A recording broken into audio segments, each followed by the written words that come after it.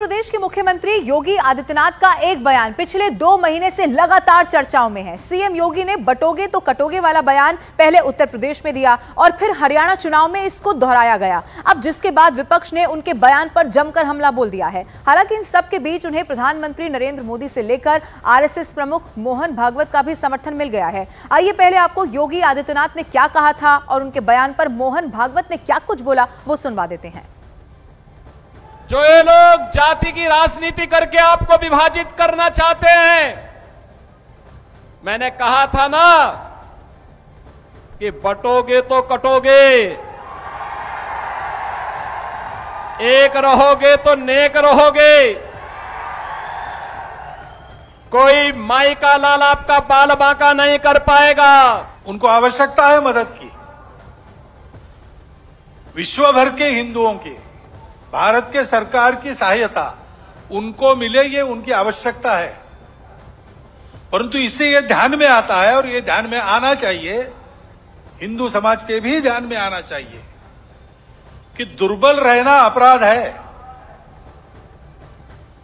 हम अगर दुर्बल है, असंगठित है, तो उसका मतलब हम अत्याचार को निमंत्रण दे रहे हैं। निमित्त कुछ नहीं चाहिए, हम दुर्बल है, यह निमित्त पर्याप्त है। और इसलिए जहां कहीं भी हम हैं वहां संगठित रहना, सशक्त रहना, किसी से शत्रुता नहीं करना, हिंसक नहीं बनना, योगदान देने वाले बनना, परंतु इसका अर्थ दुर्बल रहना नहीं, अशक्त रहना नहीं। इसको हमको करना ही पड़ेगा। प्रधानमंत्री नरेंद्र मोदी भी इस मुद्दे को उठा चुके हैं और कांग्रेस पर समाज को बांटने की राजनीति करने का आरोप लगा चुके हैं। वहीं एक दिन पहले ही बंगाल में अमित शाह ममता सरकार पर जमकर बरसते हुए नजर आए और इशारों ही इशारों में उन्होंने कई सारे संदेश दे दिए। कांग्रेस और उसके साथियों का एक ही मिशन है, समाज को बांटो, लोगों को बांटो और सत्ता पर कब्जा करो। इसलिए हमें अतीत से सबक लेना है। हमें हमारी एकता को ही देश की ढाल बनाना है। हमें याद रखना है, अगर हम बटेंगे तो बांटने वाले महफिल सजाएंगे।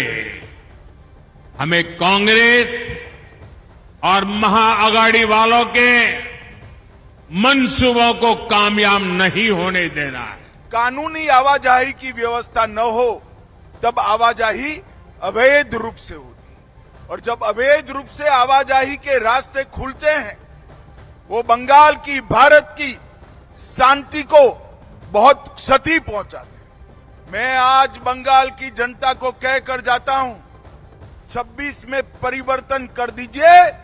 इस घुसपैठ को हम पूर्णतया रोक कर दम लेने वाले हैं और शांति बंगाल में तभी हो सकती है जब एक घुसपैठ रुक जाए। आरएसएस के बाद योगी आदित्यनाथ के बयान का विश्व हिंदू परिषद ने भी समर्थन कर दिया है। वीएचपी नेता विनोद बंसल ने हिंदुओं के एकजुट होने की बात कही है तो विपक्ष पर भी जमकर निशाना साध दिया है। उत्तर प्रदेश के मुख्यमंत्री योगी आदित्यनाथ का एक बयान जो काफी इस समय चर्चाओं में है, बटोगे तो कटोगे।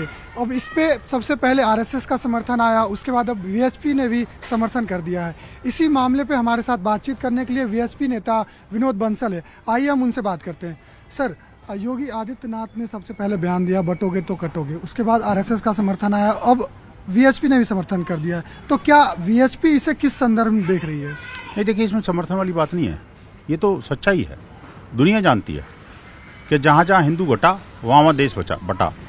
आप देखिए कि चाहे 1947 से बात करें या उससे पहले पीछे भी जाओगे तो मुगल काल में भी हिंदुओं को बांट करके शासन किया था मुगलों ने। उसके बाद अंग्रेज जब आए तो अंग्रेजों ने भी वो फूट डालो राज करो की नीति पर काम किया। और फिर स्वाधीन भारत में जो अंग्रेजों के गुलाम नेता रह गए, उन्होंने भी वही गुलामी का शिकार रहे वो, और भारत के हिंदुओं को जाति मत पंथ संप्रदाय भाषा और अपने क्षेत्र के आधार पर बांट करके और तमाम तरह के प्रपंच रच के हिंदू समाज को खंड खंड करके अपनी राजनीतिक रोटियां सेकने की कोशिश करी। हिंदू को एक रहना है। हिंदू जब जब एक रहा, स्वस्थ रहा, और संपन्न रहा। हिंदू समाज को जब जब खंड खंड बांटा गया तभी उसके ऊपर हमले हुए। इसलिए हिंदू शक्ति का ध्रुवीकरण बहुत जरूरी है। राष्ट्र विरोध के लिए उकसा रहे उनको, ये ठीक नहीं है। इस मानसिकता से कांग्रेस और कांग्रेस के कोख से जन्मे जितने भी राजनीतिक दल हैं उनको बाज आना पड़ेगा। सनातन को नेस्तनाबूद करने चले थे आप, किसको नहीं पता आपकी मानसिकता क्या है। कहने को जनेऊदार हिंदू हैं, जब हिंदुत्व की बात आती है तो कहते हैं हिंदुत्व ऐसा है वैसा है। ये इनके पापों का जो भंडाफोड़ हो रहा है, इनको अपने आप में रियलाइज करना चाहिए। अब इनकी घर वापसी का समय है।